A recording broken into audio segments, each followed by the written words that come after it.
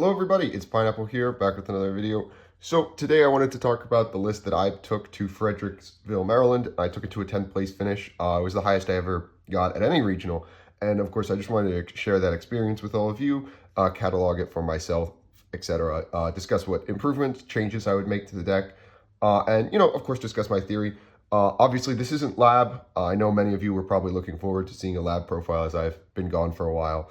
But I played Mitsu Fiendsmith. This deck rocks. The general theory behind this was simply Mitsu loses to Droll what, is the best thing you can do under Droll, which is, of course, Fiendsmith stuff. This deck is unbelievable. It feels amazing. I lost one game when I got Drolled, but let's just hop straight into the card by card. First up, I played 2 copies of Murakumo. This card feels really great to play it too, especially in the grind.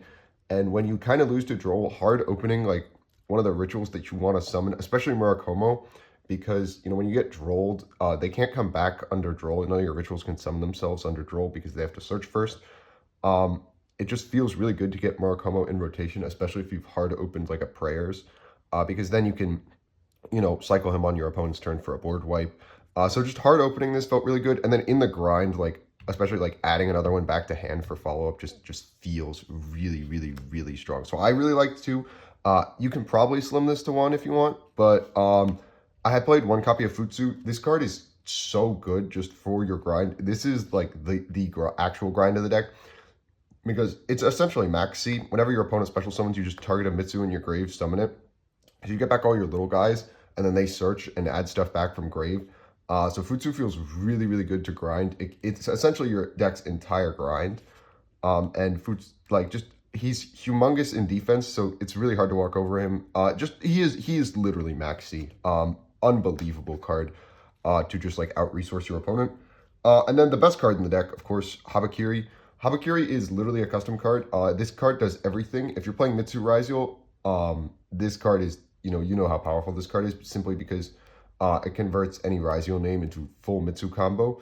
But in this deck specifically, it's just as good. I would argue it's better because, it lets you play around Impulse but when you start with it, which is, one of the things that you lose to in addition to Droll. But again, this card is just so powerful. The fact that it's once per duel does kind of limit your grind because you have to rely on Futsu more. But overall, this card is probably the best card they've printed in 2024. I played 3 copies of Aramasa. The math just wasn't working out when I played 1. It was about a 70% chance to see a 1-card starter without 3 copies of this and pre-prep. So I went to 44 to play Aramasa because the math says that it was 79% that I'd see a 1-card starter. And when you combine that with the fact that the odds to open Ritual and then a big body to do full combo through that, the odds went up significantly. So I felt like I had to play 44 to see a starter with 3 Aramasa, especially because this deck just does not have a normal summon. So having 1 guy that you can normal and then do full combo, especially in a format where Imperm isn't super popular just because Malice doesn't care about it. This deck doesn't really care about it as a result of, Habakiri tributing. But again, this card was just the normal summon that I felt that you had to play. 1 copy of Saji. I didn't want to brick on normal summons. You could go to 2 Saji. I'm not a big fan of that, again, because the way you lose with this deck is you draw too many normals or you draw too much Fiendsmith and then can't play the game. But Saji he's the only one that's not full combo by himself, which really sucks. It really does suck because anything you get with Saji, you have to have something else to do with. It's just really rough. But 1 Saji felt good. You could play 2 for the grind. I'm not saying you can't. 1 copy of Kusanagi. This card is everything. The ability to get around when your stuff gets banished with Kusanagi feels so good. Adding back Ritual just is unbelievable. Kusanagi is probably the best 4 in the deck if I'm being honest. Saji's just a really strong extender, but Kusanagi in the grind feels unbelievable, especially when you're reborn off Futsu and you can grab something that gets banished off of a Bestial. It just makes your combos so much safer, in my opinion. I played 3 copy of Ritual. You could probably slim this down to 2 if you really wanted, but I found that opening it into something like a Droll and Lockbird was really, really strong, specifically because of the fact that searching it is kind of awkward because most of the time your Saji is going to search for prayers, but you know you need to get to ritual, and you can't get to ritual under draw roll unless you know you hard open prayers, which you don't really want to count on. But having the ability to just hard rip ritual as consistently as possible, in my opinion, felt really, really strong. But again, like if you feel like you're opening it too much, I definitely think you can go to 2. But I personally felt that the 3 ritual was just really viable and strong into exactly Droll and Lockbird, which I anticipated to see a ton of this tournament. We're then playing 3 copies of the starter card, Mitsurugi Prayers. This card is really good. The problem is that into any hand trap, whether that's Impulse, Purge, Ash, Bell, it gets absolutely fried because it performs a summon from the graveyard, it searches, it does everything, but at the same time, it's also vulnerable to everything. So while it is a really good card and it lets you play around Droll really effectively because it's a quick play spell, the issue is just that it is also really vulnerable to just about everything under the sun, which sucks. But it is a starter card, unlike Saji, which is really funny. So yeah, Prayers is really good. It's also very, very vulnerable. I thought playing 3 for, you know, increase my starter count was absolutely necessary. We're on 1 copy of Mirror. This card feels meh, but what it really enables is pre-preparation of rights. It's basically there exclusively as a target for pre-prep, which is very funny. It does come up sometimes. I have used it, but the worst feeling in the world is drawing Mirror and pre-prep when you have no other starters. That happened to me, I think, like once or twice. It just feels brutal, like absolutely brutal. But Mirror, I used it once against Fire King, and that was about it. It didn't come up because, you know, if you get, it comes up more when you get interrupted, but not, you know, too much. It's mostly there for retrieving.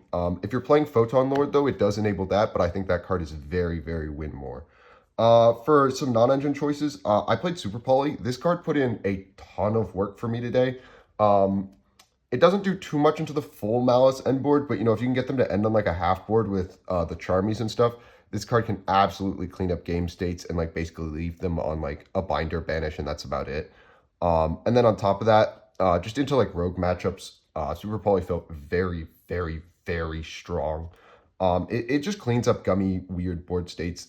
It's one of the only breakers I think that's like consistently viable right now, despite the fact that I think breakers are kind of meh because of how layered Malice is and how layered Mitsu is. But it does, you know, remove a big chunk of the board. It often trades pretty evenly into like really strong board states, which I appreciated. And then on top of that, like going first, it's just a good breaker to draw as a like super powerful interrupt. Like normal Dormouse, summon White Rabbit, yep, flip Super Poly, make Garura. Like bye-bye. It is a very, very strong interrupt, I feel. For our Fiendsmith package, we're of course playing 3 of the boy. It's Engraver. This is the best card in the deck. He's better than Habakiri. This is my goat. Engraver is the boy. He's the man, the myth, the legend.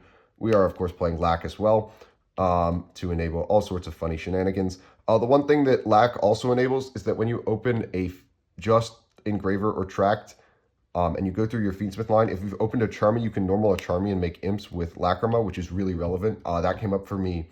I don't think it came up for me at this tournament, but it did come up in testing a whole lot.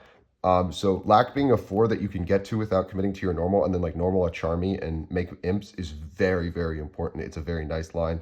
We're of course playing 1 copy of Fabled Lurie, the boy, to search and discard off of Tract, which we are playing 2 copies of because Tract is just really strong. I considered playing Sanct to play around Droll a little bit better.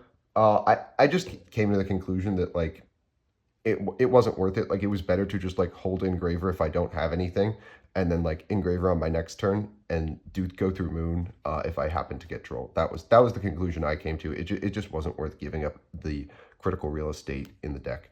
We are playing 1 copy of Fiendsmith in Paradise. I felt that in any Fiendsmith deck, this card is the thing that actually wins you games. Caesar plus Paradise in and of itself is such a powerful and strong board, especially through something like Droll and Lockbird. So for me, Paradise was absolutely mandatory. Just 100% the right call. It won me like multiple games. Anytime I got Drolled, I ended on typically Caesar plus Paradise Engrave off of Lack Target Wreck. And that won me so many games today. Yeah, on Saturday. I cannot stress enough just how powerful this card is into these like gummy board states. For hand traps, I played 3 copy of Nib. It was just I played Nib over Droll. Originally, I was going to play Droll in this slot. I cut it to the side because I felt that into Malice I needed more like high impact hand traps that either force them to like make a smaller board like the Charmies, or we're just going to give them a Nib token and have them end on GWC. And I felt that Nib in my testing worked out really well. Nib did a lot, especially into some of the rogue matchups I saw today, like Primite Blue Eyes. He put in a lot of work. I wouldn't cut him. I also love the funny alt-art Nib, so that was somewhat of a factor in playing this card. I do think it was probably the right call, just because you want to have a hand trap that does something other than turning off your Charmies. That was basically the theory. It was a hand trap that if they kept extending through it, then I would still get my Charmy draws, whereas Droll conflicts with that identity.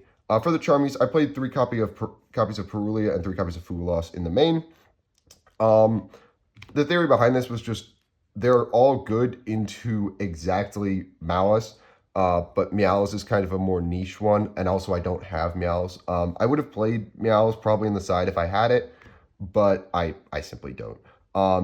Fua put in a ton of work, especially into Fiendsmith boards, and Perulia was really good into just, pretty much everything, because it's always going to be Upstart Goblin off their normal, and Fua is always, it's Fua. It makes them make half boards. But the 6 Charmies felt like they put in work, and then again, the fact that when I didn't open a Mitsu card, if I opened like Engraver or Tract, they let me make Feral Imps by normaling them, was super, super like insulating for going first. So like actually drawing these going first when you don't see a Mitsu card actually feels, not horrible, because they are 4s. And then for the last piece of non-engine, I played 3 copies of Ash. This was just to beat Charmies. This deck doesn't hate either Charmy. It's totally fine with Perulia. You'll give them 1 draw and then you'll move on most of the time. You're totally fine to give 1 draw of Perulia. That's whatever. But for Fugalos, it's a little more awkward, because you really want your end board to be Murakomo Engrave plus Prayer set, and like Futsu on field, and then like Caesar Lack Engrave. And in order to get to that game state, you have to give them like 5 draws, and you really don't want to do that. So this deck is okay into Fua. Not that like 5 draws would be ideal, but you would just not do Fiendsmith stuff. But you want to make the full end board, so trading Ash for Fua it's okay. Like it's not the end of the world. But it was the only low impact hand trap I wanted, just because it specifically beat the Charmies, and also did things into going second. Let's talk about the extra deck. We're playing 1 copy of Requiem. I missed the second one, if I'm being honest. I've gotten really comfortable playing multiple copies of Requiem. It just feels safer, it feels better, and ultimately like into Bestials and all that good jazz. The second Requiem did come up for me a lot today. I deeply regretted not playing 2, and I'll talk about what I wanted to cut for it in a little bit. But we played 1 today, and he's the boy. He's the greatest. We played 1 sequence.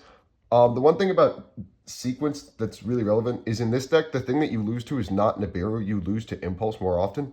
So a lot of times, if I started with the Fiendsmith guys, I would make Desiree going first, because specifically, if I thought they had the ability to play Impulse, I would play around it by making Desiree to negate the Impulse or force it with Sequence. Because if they have Impulse, they will Impulse Sequence, and then it leaves Lack Wreck Engrave for you to, use Paradise, which is a super powerful intro.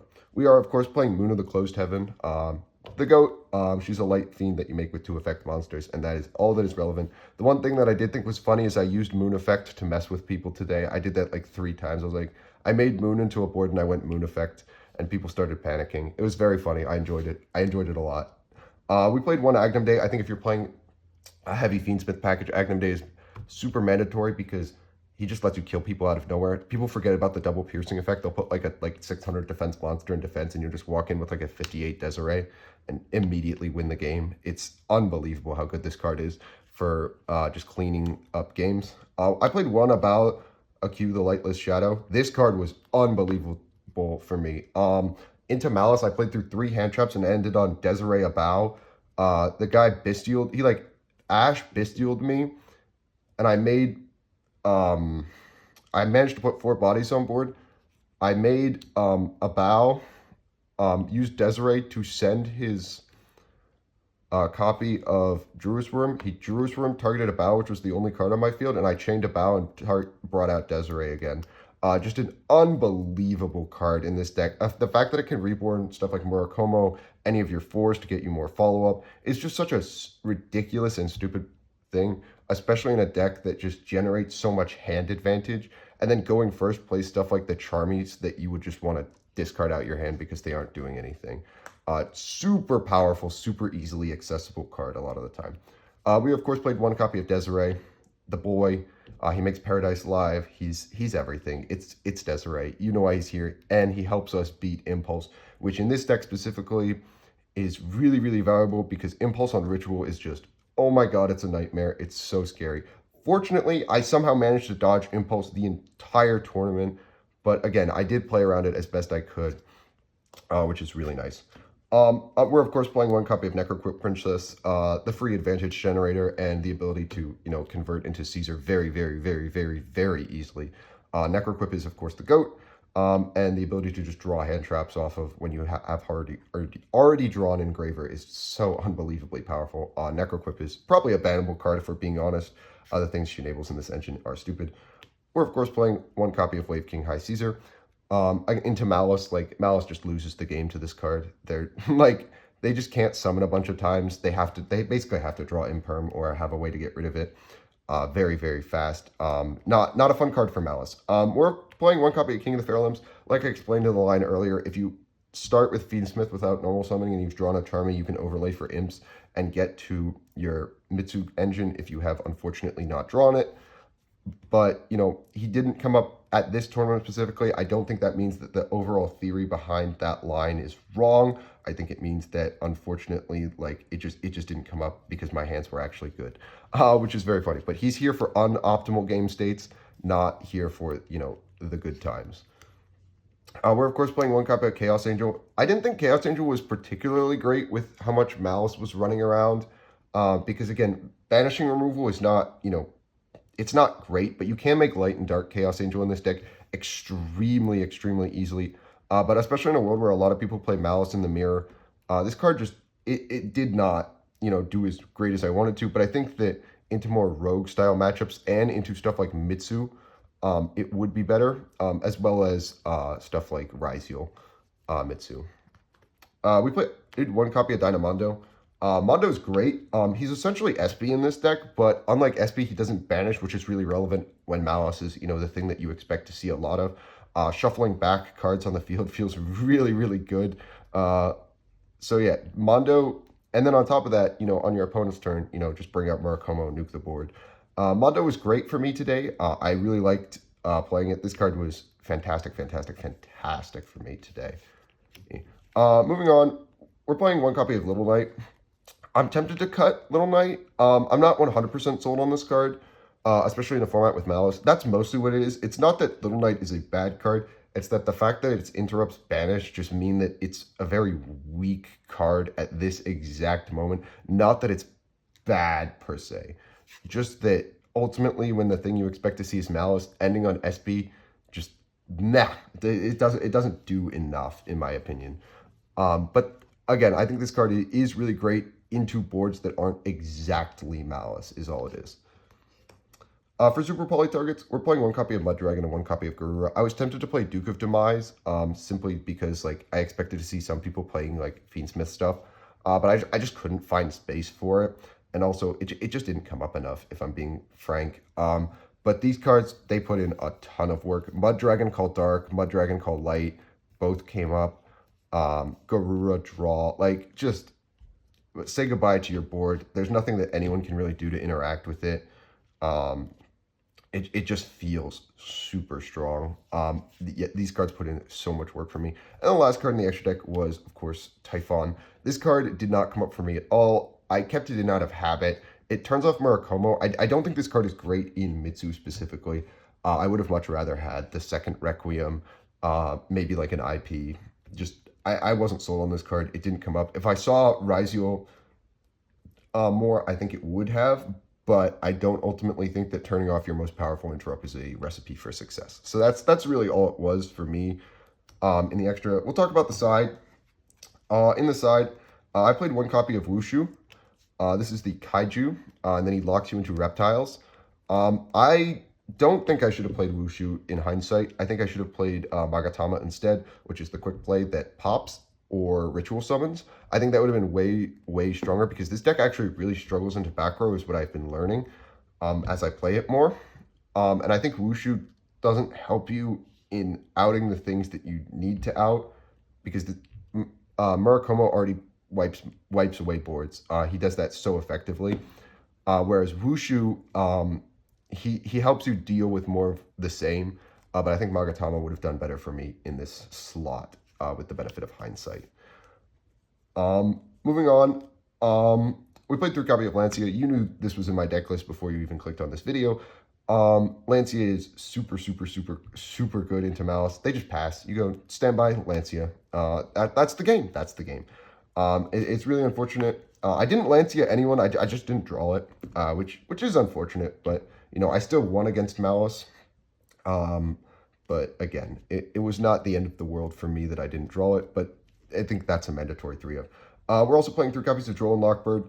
This is for Mitsu Raziel specifically, and Pure Mitsu. Those two decks, I think, don't have any real good lines. It's like Detonator Pass, but this deck into Detonator Pass does not care. Like, just does not care. It's like, oh no, Detonator. What am I going to do?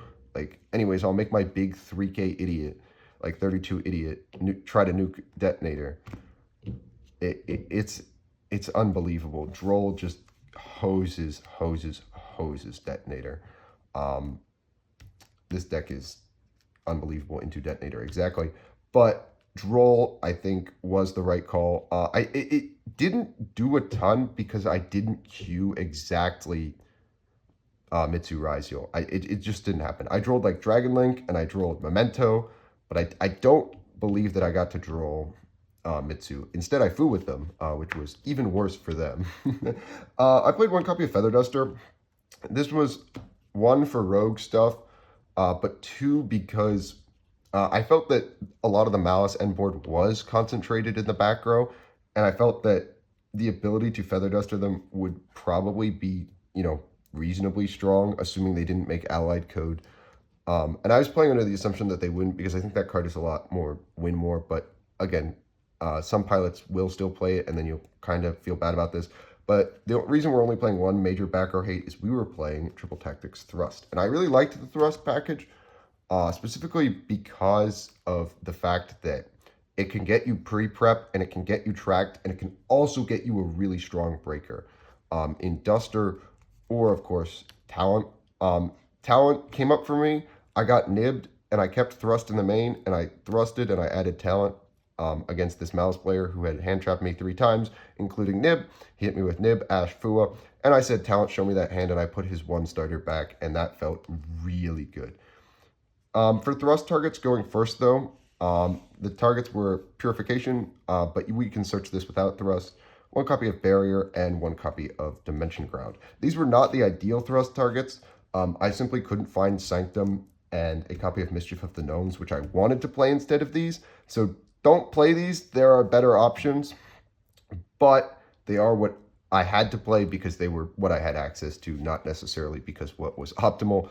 Fortunately, I just didn't end up needing them, which was really lucky. Like, Great Purification in and of itself was strong enough to get me there, which was really lucky. But we'll talk about changes I would make. Most of these changes are in the side and the extra. I was really happy with the main deck. I'd play a second Requiem. I think that it came up a lot in just the grind. Like, people would Bestial Requiem, and I'd just be like, damn, like, I can't get back to my Fiendsmith guys. That feels really bad. But I can't tell if that was me being an overly greedy player with my Fiendsmith guys, or like, not conservative enough with my Mitsu guys due to inexperience. And then for Thrust targets that I would change, I would probably change, again, I found them, you know, immediately when I got back, Sanctum and Mischief of the Gnomes. Mischief of the Gnomes beats Raziel and it beats Mitsu because it'll change the levels in the hand of the rituals that, you know, they want to summon, and as a result, they don't have proper levels in deck, so they can't do ritual from hand. And then when they're summoned, they aren't the right level to ritual from deck. Like, and then on top of that, the Raziel guys are then the wrong level to make all their stuff. So Mischief of the Gnomes, it's barrier for 2 against Mitsu Raziel, and Sanctum is Sanctum. It summons Lancia, and then you end the game. The other card I wanted to play, but I just don't have enough copies of it, is Dominus Impulse. So the theory behind this card is that against Malice, what you do is you board out of the Fiendsmith cards, because White Binder absolutely cooks against, you know, the Fiendsmith cards. And what you board into is you board into Impulse and you board into Lancia. And also you board into this card going first because you just set it out your hand. So then the restriction is not there. And you just go, oh, you wanted to summon Impulse. And then all my cards are dark now because I'm not playing Fiendsmith. And I think that the jump scare factor of this card when they see the Fiendsmith guys is super, super powerful. I think it's unbelievable. But that's all I had for you guys today. I just wanted to share this amazing experience that I had with playing this deck with you guys, give you some insight into my theory, the changes I'd make, etc., etc. You guys know how this goes. If you guys like this profile, make sure you guys like and subscribe, and I'll catch you guys in the next one.